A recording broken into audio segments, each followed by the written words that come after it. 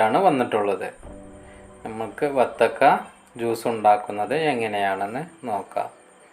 നമ്മൾക്ക് ആദ്യം വത്തക്ക ചെറുതായി അരിഞ്ഞ് എടുക്കാം.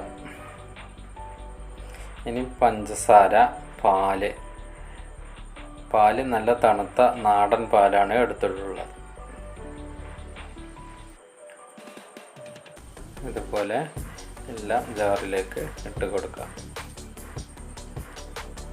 ഇനി ഇതിലേക്ക് ആവശ്യമായ പാല് ഒഴിച്ചു കൊടുക്കാം.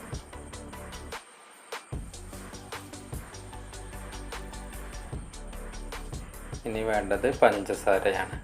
പഞ്ചസാരയും ഇട്ട് നന്നായി അടിച്ച് റെഡിയാക്കി എടുക്കാം.